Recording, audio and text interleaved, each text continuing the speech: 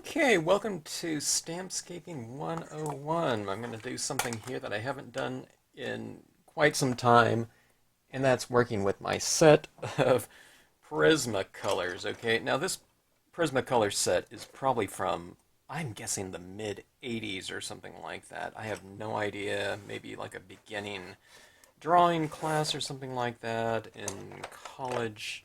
I don't think so, though, because I don't remember doing this. I don't know. I don't know if I got it in high school or whatnot. Who knows? All right. I don't use these very often, but let's utilize them with the same concepts that we did in this scene right here. It's the concepts that I do on all of my scenes in terms of the variety of values within spaces and forms, okay, and objects and whatnot to create visual depth and visual richness, okay? Having just a variety of values kind of oscillates the, light and dark within a space as opposed to kind of a flat application of color. All right? So, that being said, let's do a similar color scheme to this one. Okay, we'll just keep it, I don't know what time of day this one is. 4 p.m. or something like that, okay? All right, so let's just start off with the trees here, and I am going to grab my different values of green here, okay? I don't know, there's quite a few. All right, it keeps going. I'm not going to grab all of them. I don't want to use, 7 different colors across this, but let's go for a good variety. Okay, let's go for, some of these are fairly similar, so let's go, I guess that one of them is a little bit more blue-green. Let's go for about 4 different values of green here. All right, I'm no, colored pencil expert here, okay, but we're going to utilize these in the same kind of fashion as I did the previous ones, okay? Now, I'm sure there's a lot of other and better ways to use colored pencils than the way that I'm going to be doing them here, all right? And there's a lot of better instruction that you can get on colored pencil technique than from someone that never uses them, okay? But, that being said, I use them in a certain fashion, or I will do here, okay? Just to kind of illustrate the point from the last piece, okay? Now I'm using kind of a lighter touch here, all right? I'm going with a certain degree of pressure. I mean, it's not kind of without pressure. This paper right here isn't, it's not completely matte. It has a little bit of sheen to it, okay? But it has enough tooth to it, that means texture, to grab the, the waxy media that's coming off of the pencil, okay? All right, so utilizing this very lightly at first, okay? And just like dye-based inks, I mean, we can go for a darker application of this pencil as well, just simply by using more pressure and applying more of that media to the area. Okay, so that being said, let's say in some of these areas of my trees, I'm going to make it a little bit darker, okay? Now this is one of my lighter greens here, so I'm not going to really kind of apply too much of this in the hopes of achieving a lot of different value changes, but just to illustrate the point here, you can see some areas in here that are getting a little bit darker in terms of the grain. Okay, so this is what we're doing right here. We're applying some of this, but we can take that color and go for any different value from 100% to white again, right? So every color that you have a lot of different values of it, okay? It's kind of it's the same hue, but it's just different values of it, okay? Now this one has, this green. You can't get every range of green just by going with a dark green right here. For example, this one's more of a yellow green in it or something like that. So simply doing this very lightly like this, and utilize the side of your pencil, utilize the tip of it for different types of textures. But you know, this green right here is very light, and it's not yellow green. Okay. All right. So that being said, let's go in, and I don't even remember what, I think it was this green that I was using. Okay. So adding a little bit of a darker application in my grassy area. Okay, so hopefully you can see a little bit of variation just inherently with the first green right there. So, you don't have to have, a big set like this one right here, 48 colors. I don't know, these days people get sets of, I don't know, hundreds or something like that, You can find really good ones out there, really good sets. Naturally, if you pay more, you get what you pay for a lot of times. But I don't know. There's a lot of media out there that is quite inexpensive these days with the kind of the popularity of the adult coloring book market. Gel pen sets, gigantic alcohol pen sets, paint pen sets. That's one of those things in the world that just keeps getting cheaper and cheaper. Certain brands don't get cheaper and cheaper, but certain types now, and they're a pretty good way to kind of start your collection. I'd recommend, trying some things out, maybe getting familiar with certain colors, and then maybe, I don't know, maybe you go with a brand name of certain colors of pens or something like that, or whatnot. Just media in general to bolster your existing set. Okay, so that is green right there. That is one green. All right, let's go with a little bit of a yellow green here to go and add some variation in here. Okay, now I'm not trying to apply this in just areas where I didn't color with the first one. We're overlapping. Okay, but we don't have to hit it uniformly everywhere. Okay. You can use a little bit more pressure in some areas, a little bit less pressure in other areas. Just go for variety in this one right here. You don't have to get too, analytical about your placement of a given hue or value, okay? It doesn't have to be like, wait a minute, is this supposed to be a light green or is it a dark? It doesn't matter as long as you're just kind of oscillating it, You're putting some here and some there. I mean, you can put, if you want a uniform application of it, you can certainly fill in, a whole area. But I would recommend not doing it in full value, okay? Kind of hit it lightly like that. And then in some areas, hit it with, a firm, layered application of it just to get that variety. But you can see, my area down here is starting to, I don't know, it kind of moves visually because you have this variety of in this case now it's temperature, this kind of yellow here-ish, yellowish tinge is kind of a warmer yellow. The first one was kind of, I don't know, it was more of a neutral to, yeah, I'd say it's a neutral green.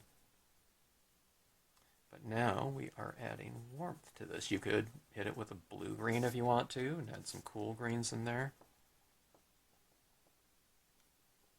All right, so there's that. Now, like I did with the dye-based ink, sometimes I have a little bit of this color in, blended in with what will be, in this case, the browns in this way, or tans, etc.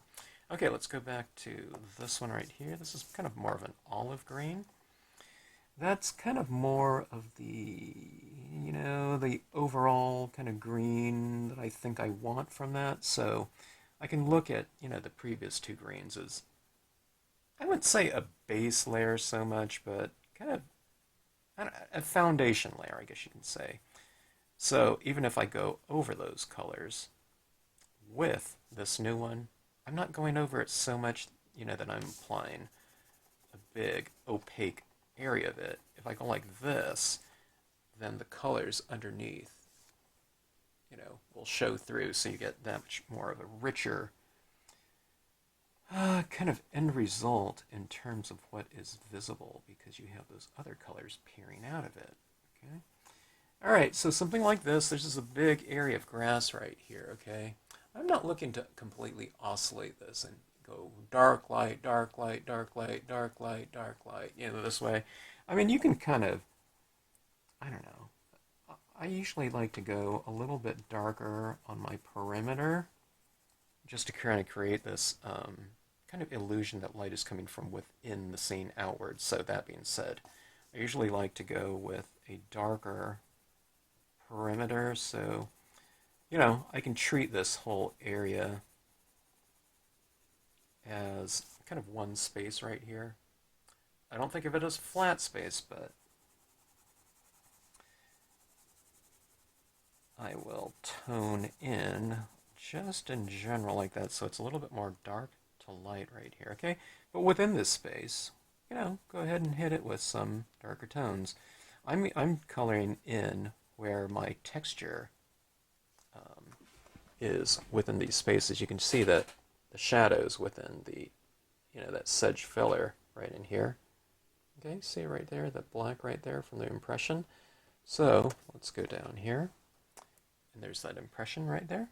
And what I do is I just kind of darken that in a little bit like this. And I transition it up. I'm kind of going like this. And then I'm transitioning it so it goes from dark to light like that. Or darker to lighter, okay?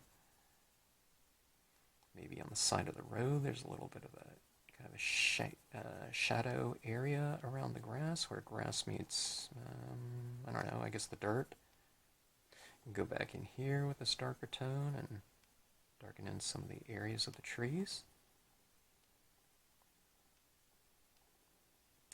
When you use colored pencils, just make sure that, I don't know, maybe you can stamp over it with a StazOn or something like that, but stamping definitely like a water-based medium like dye-based inks over wax, it's just not going to happen. It's not going to stain and, thus adhere to the paper, if it's covered in wax, right?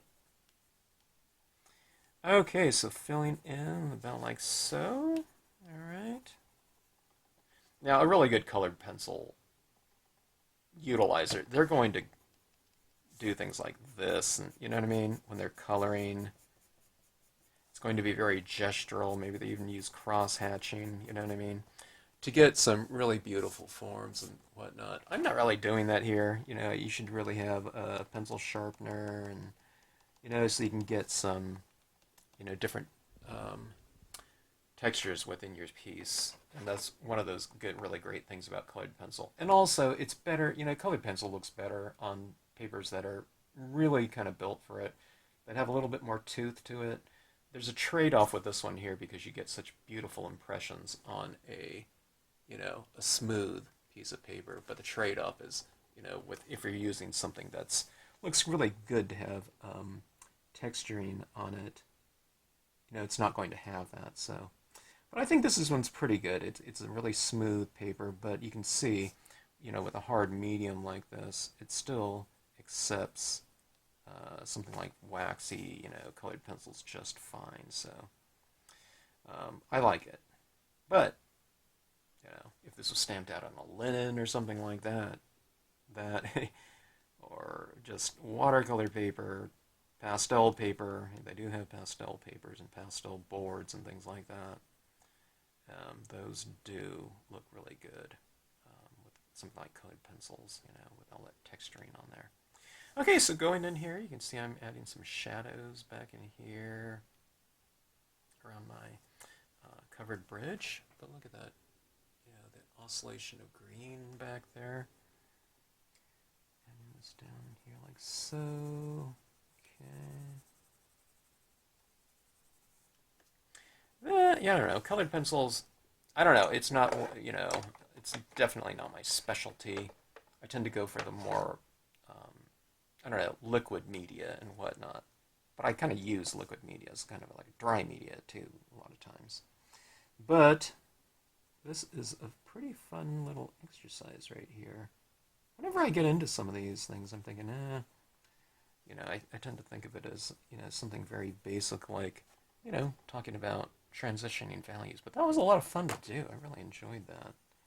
It's kind of fun to go back to the basics or to even talk about it because it kind of reiterates everything for me, too, in terms of the concept and explanation of. Okay, so adding this on this bridge right here, you saw how I did that last one.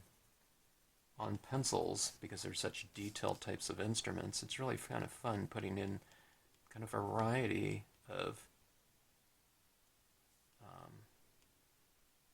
amounts of this one hue, this one color, this one value. And let's see on some of these boards, look at this right here. See, I'll just kind of give it a good variety right there. Let's go a little bit more. Gotta blend it in. I'm not used to using these, all right? But see that kind of, it makes it look a little bit more aged like that, right? All right, let's create some continuity between this and the grassy area and road, okay? I'm gonna use my side of my pencil. I can get kind of a lighter touch with it, the side, okay? Let's go like this, and let's bring some of this brown into this grass, just like I did with dye-based inks, okay? Even not just filling in this whole thing, kind of leaving some areas a little bit lighter, or a lot lighter, okay? But still, this whole thing is very light, overall, right here, okay? Bring some of this shoreline on the other side. You can get very exact, with colored pencils, of course. Going up in my trees up here, just again to create that slight continuity. It's not that I want brown grass up there, but it does create a little bit more continuity through the piece rather than having kind of isolated, completely separate color groups. Put this back in here. There we go. This is a different brown. Looks like a little bit more of a reddish brown. Let's give that a try here.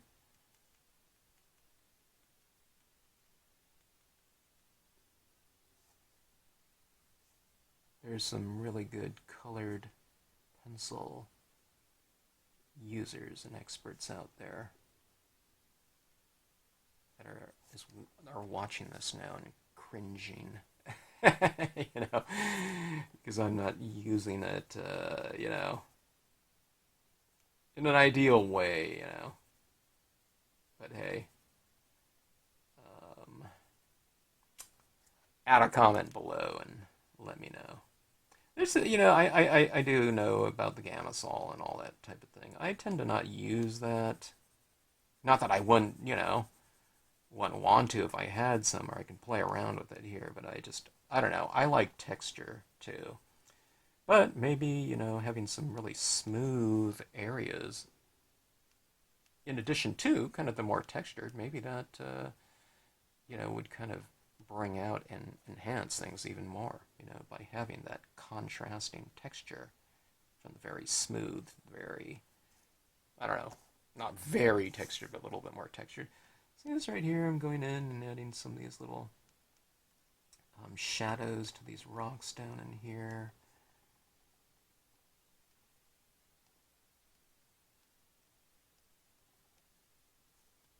Maybe you can take this, I don't know, this will, not really. You can get a little bit of, okay, I can draw on this glossy cardstock a little bit. I wouldn't do too much, but see this little area down in here?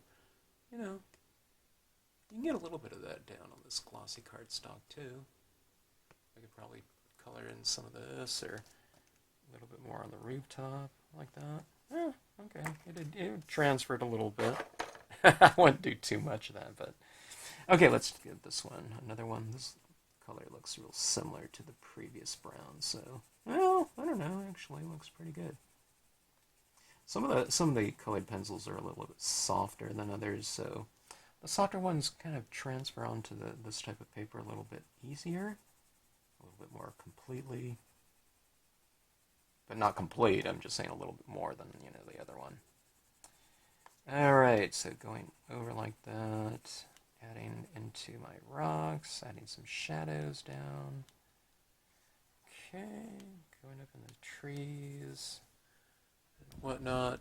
Variation, light, dark, light. Here, a little bit darker in here. Now this is not a dynamic, piece. Colored pencils, it has more of a, I don't know, it's a softer type of look to me, It's a really great way to try and exercise here in terms of your lighting, though. And I think people really relate to pencils, too. Kind of just inherently, because we're just used to holding pencils in our hand, Like my, cotton ball and pigmenting technique. A lot of times we're not doing cotton ball things, in life on a daily basis, but kind of the holding of a pencil. How many times have we done that? Okay, so I've added some blues down here into this water, but do you see where I've gone a little bit darker and just left some areas as is. I can hit my shadows at the base of the rocks with some of this. Let's try this one right here. I don't know, it's not too different of blue. Let's go with a little bit of a darker blue here. Okay. Hitting some areas down here, my shadows. Okay. That. Okay. So we have some darks and lights within that space. Now let's utilize some of the lighter version of this blue, okay? All right, let's hit it some up here in my sky too, okay? It's a big area to fill in. Let's transition it a little bit. Let's go a little bit darker up top. Maybe it could be a little bit streaky in here. Something like that. That's very textured because it's like only one layer. Okay, so you can really see the paper coming through it. I don't know, I think it looks okay. And a little bit of general color continuity. Let's bring some of this blue down on our grass and a little bit on the road. It's not like, oh my gosh, there's a blue road right there or something. But I think it just barely shows. There's a little bit of a cool tinge in here to relate to that sky above. Let's try something here. Let's bring a little bit of this pink into that sky, just for a little bit of variation. Let's bring a little bit of this pink down on the covered bridge. I keep wanting to say the watermill. This one's the covered bridge. Okay. So something like that. How about some of this pink down my road?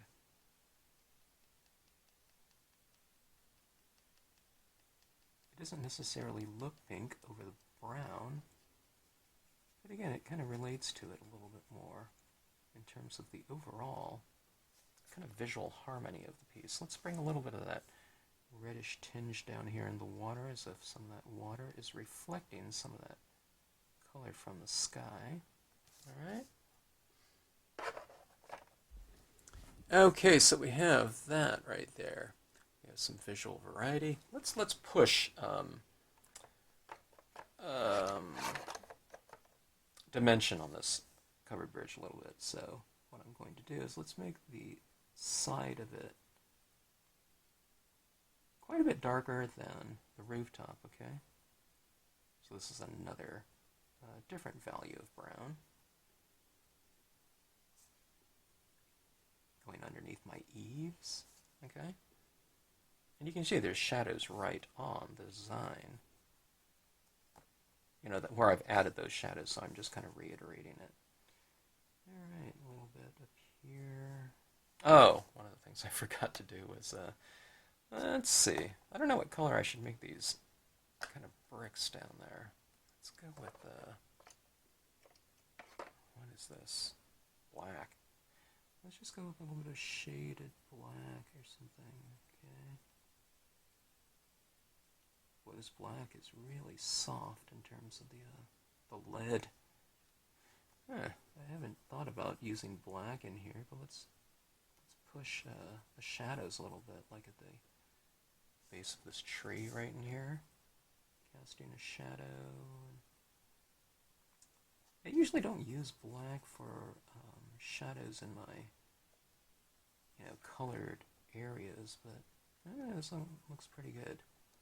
I'm just kind of going in and pushing the shadow areas on the designs, if there's a shadow on the design. Alright, so there's a little bit more variation in there with that black. I'm kind of using it more for like a little bit of a gray though.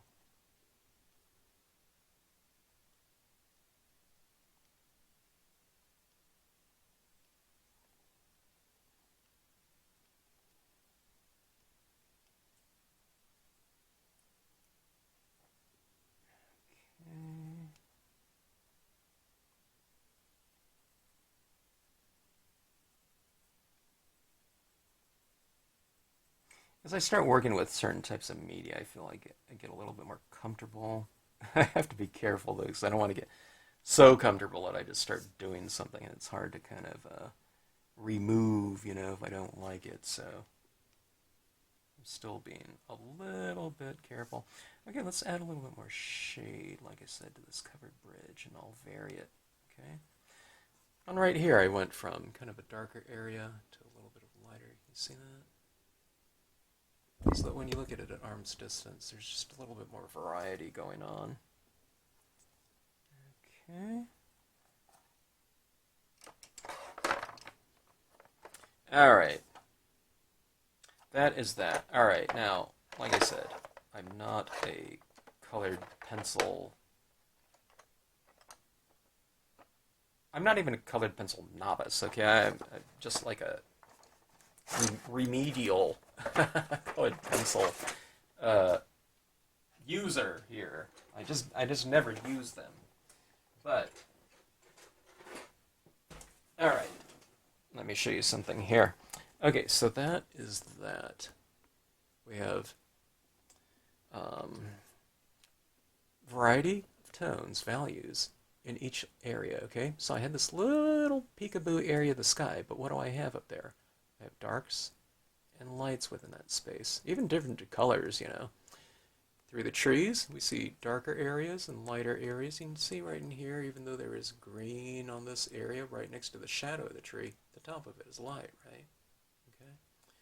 But things are oscillating. There's some warmer tinges of green in there, cooler ones maybe, shadows underneath my trees. The structure right here isn't addressed the exact same way. Like this side right here facing us is lighter than this vertical side right here. Okay, it's just like, a form like this, okay? And see it's lighter right here, or lighter up here, darker on the edge, whatever, right? You take it like that. As an example, or a piece of wood. Here's a piece of wood. It's darker on one side, lighter on the other. I don't know, it's just different on each side, okay? This road right here going off in the distance, it's a little bit darker here, a little bit lighter here, a little bit darker in the background.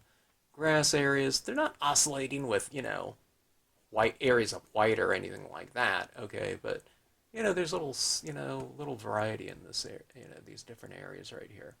Okay, that being said, that's,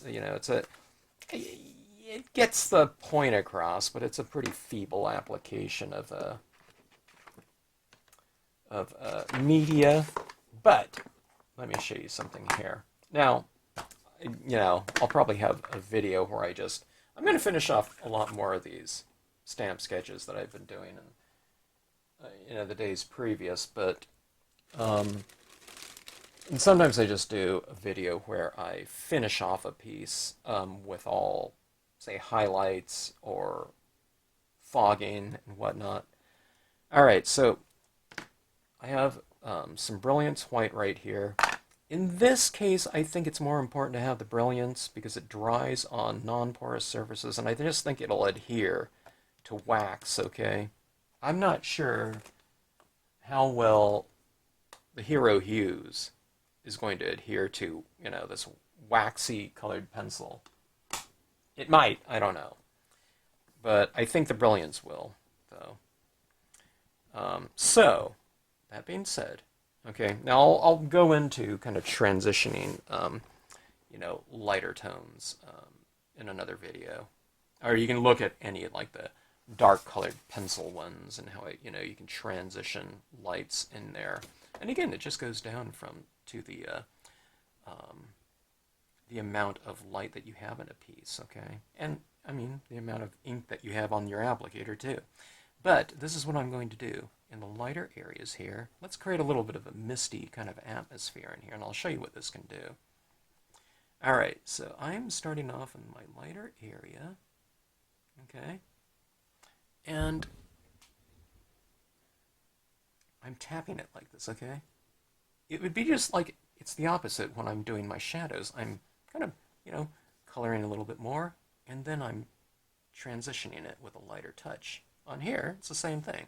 But instead of starting in the shadows with darker tones and working out, now we're working from the light areas, kind of in, and then working out. Shadows are a lot of times, from the darker edges in. But here, I'm working from the lighter areas, and then see, I'm kind of transitioning it down a little bit like that into the space. Okay, look how much softer, that road looks like. It looks like there's, I don't know, like some fog on it or something like that, right? It's subtle, okay? Where else do you see fog rising from? How about the stream, okay? All right, so just start tapping it in there like that. And there's a lot more right there, right? So what you do is you just use a lighter touch. And you just kind of, it's almost like you're pushing it around a little bit. You're kind of more tapping it. I mean, maybe with some taps, some of it's coming off too. But just kind of have to watch it. What you don't want is just a big blob. You don't want to go like ink up and just go blob like that, where there's a ton of thick, ink on it. Maybe have something kind of like a dark piece of paper that you tap it off on to get a good feel for how much ink is coming off of your applicator, okay? All right, so let's go in here. Let's add some more. From a textural standpoint, it looks really great.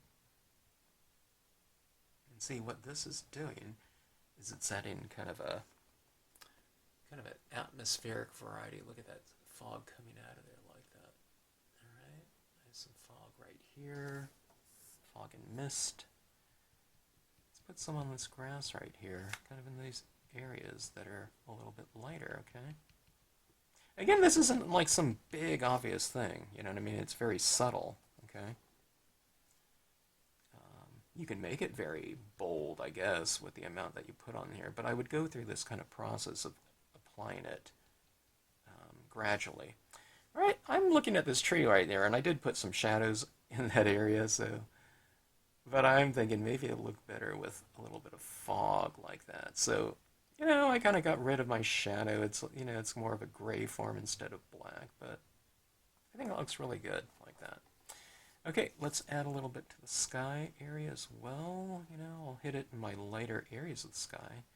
I'll have it kind of, coming over this kind of enveloping, illuminated light in this area, from the sky coming into my trees like that. You can go in between some trees. Okay, but do you see from a textural standpoint what this is kind of doing everywhere? Look at that. See that fog, how it kind of envelops these different things in here. It becomes a little bit more of a, it's a visual statement. It's a texturally visual statement right now of what we're doing. But look at this too. See, this scene right here, my first colored pencil piece in, a very long time. I don't know, I might have done something in Mood and Media or something like that. But this is kind of a little bit more extensive, but,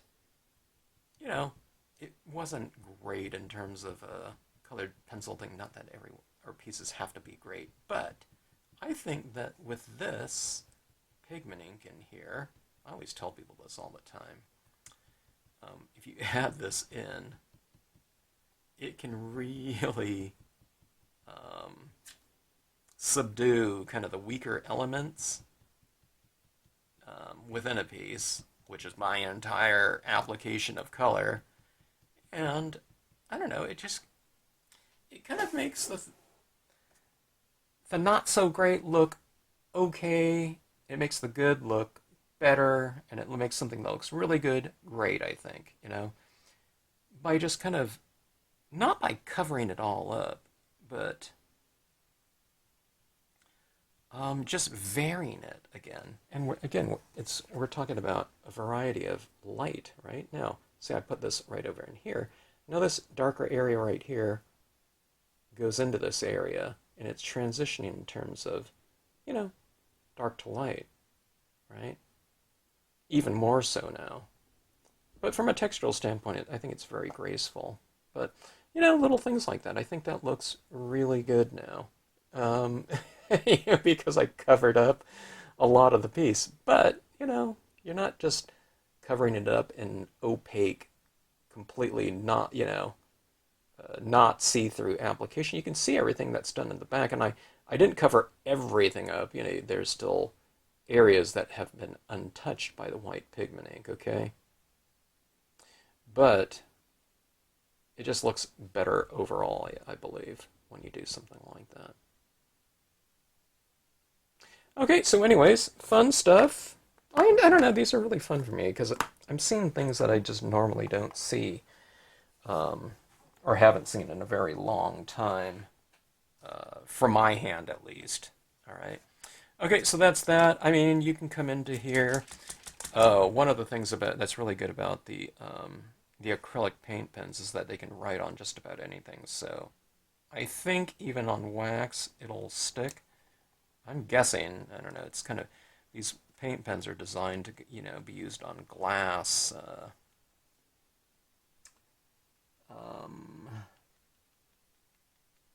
Wood, metal, plastic, papers, of course, no problem.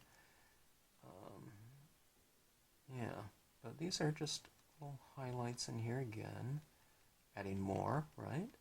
In the lighter areas, and then spreading them out, dissipating them, okay?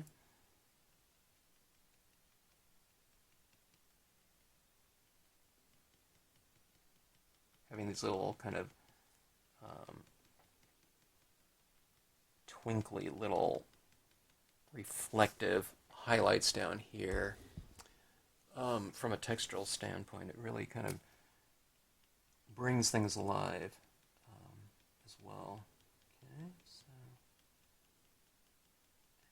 and yeah, this is looking really good. It's kind of subtle because I didn't make the scene too dark, but it just, I don't know, it's just kind of waking it up a little bit, getting a little bit more value range in, kind of detailed areas.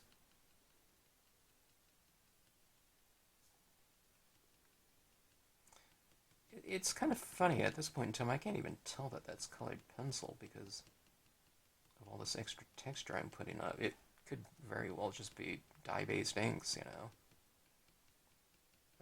from the looks of it.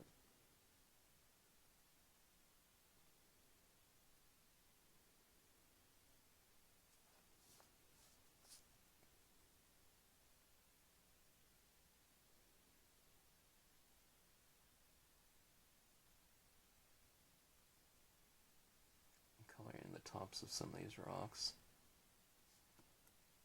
A little bit of white. So I put a little bit of shadow at the base of them, with that darker brown, like in this road, or with the black. Now on the top of the rock, I'm putting a little bit of a white highlight, so shade kind of on the underside of a rock. but on the top of it, put a little bit of a highlight so you make it look really quite, yeah, three-dimensional.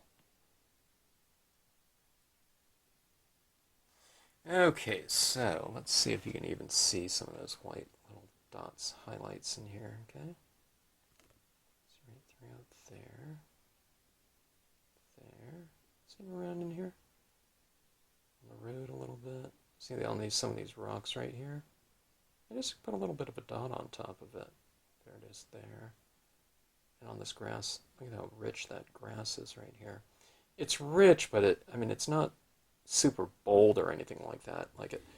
If you're looking at it like this, I don't know if you can really tell, the specifics of each dot. I think it kind of shimmers a little bit more, but fun stuff. Okay, I got to do one extra thing. You know how I put a little bit of pink up in that sky? Let me grab a pink paint pen. I haven't even used this one, I don't think yet.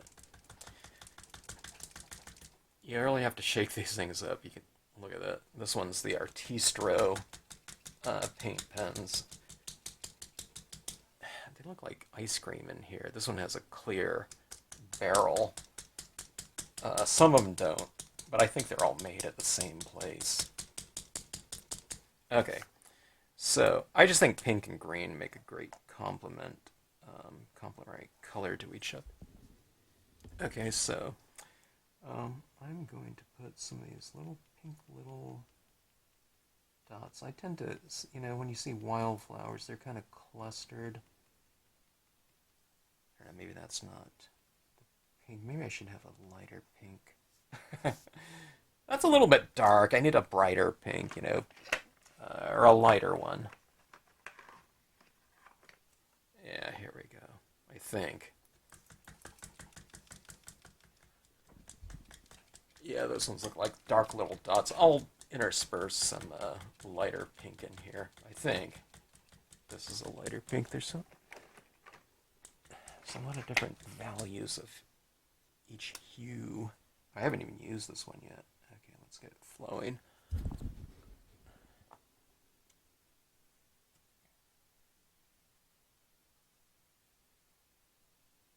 Here it comes, and there we go. Nothing like a brand new pen. Okay, so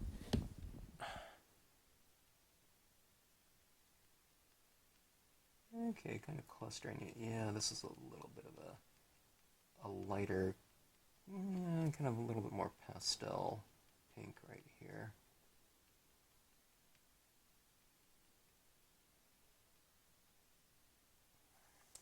Okay. I'm going a little bit crazy with it, but it doesn't, the pink, it's a different color, but it doesn't stand out too much because I'm kind of putting it over the green, over a color that's kind of the same, a similar value to it, okay? Alright, so this is what this looks like close up. You guys see that pink down there? It's pretty extreme, isn't it? There it is right in here on the other side of the road. Okay. Trying to get it to focus, okay. See that pink in there? But let's look at it at arm's distance. It just looks like that. But again, there's a little bit more variety that's going on in these places like that. So when you get it like that, now look at all that detail like that. Those colored pencils work pretty good with these pens. But it's really the use of that white there, that I think is really kind of, I don't know, it's the great kind of equalizer. I don't know, I'm really starting to like this colored pencil look now that I've added, the highlights, the crisp and the soft, this is crisp here, and this is like a soft type of thing in here. More choices and more options and whatnot to think about in the future. Orange would look great in here too. I'm not going to do that right now, or purple, like Lupin or something like that would be kind of interesting. Anyway, alright, Prismacolors. Dye base inks right here. Two different looks, similar concepts and whatnot, different abilities with each one. I don't know, you can mix and match though, maybe a little bit. Maybe you use a little bit of a dye-based ink underneath um, the, the colored pencils in here. Maybe do light, applications of super light colors, and maybe hit these with colored pencils for the details. Or, you can kind of play around with this a little bit, and, if you have like some really good high quality colored pencils, maybe better than my Prismacolors, the ones that are really soft, they would probably transfer and apply to, a very slick surface in the glossy cardstock and whatnot. Okay, so anyways, but two different looks here. One's a lot more, kind of more pastelish and whatnot, but two different kind of interesting feels to them, right? This one would be good with some wildflowers in it, huh?